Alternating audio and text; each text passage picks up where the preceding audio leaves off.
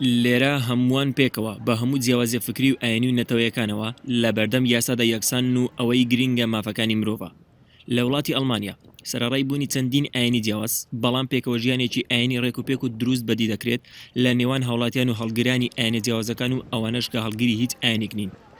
ئەو پێکەوە ژیانە لە زۆربەی کایە جیاوازەکانی ژیاندا ڕەنجی داوەتەوە و ئازادی تەواو دراوە بە تاکەکان لە ڕووی چۆنیەتی گوزەراندنی ژیانی تاکە کەسی خۆیان و هیچ کەسێک بۆی نییە ئازادی کەسێکتر ببەزێنێت ئەوە جگە لە ئازادیە گشتیەکان.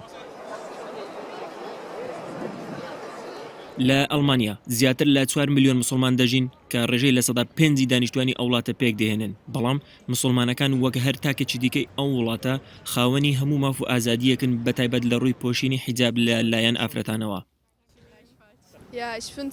هەمومان لە وڵاتێکی ئازاد دەژین، بۆیە پێویستە هەموو کەسێک ئەو جلوبەرگە بپۆشێت کە خۆی دەیەوێت. هەمومان بە ئازادی لەدایک دەبین. بۆچی پێویستە مرۆڤ خەولی گۆڕینی خەڵکانی تر بدات؟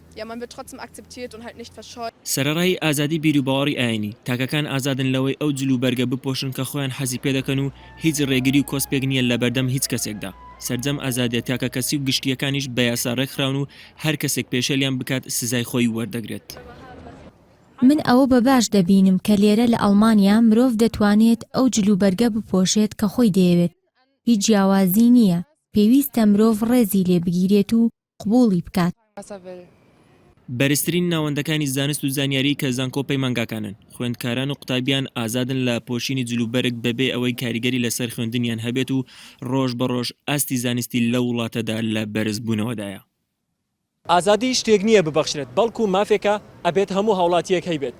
لێرە لە وڵاتی ئەڵمانیا بەبێ جیاوازی ڕەنگ ڕەگەز زمان ئاین نەتەوە هەموو هاوڵاتیەک خاوەن ئازادی خۆیەتی، بەڵام لە چوارچۆی یاسادا و هەر کەسێک ئەو یاسای و سنوورەکانی ببەزێنێت ڕوبەڕووی لێپێچینەوەی تون دەبێتەوە.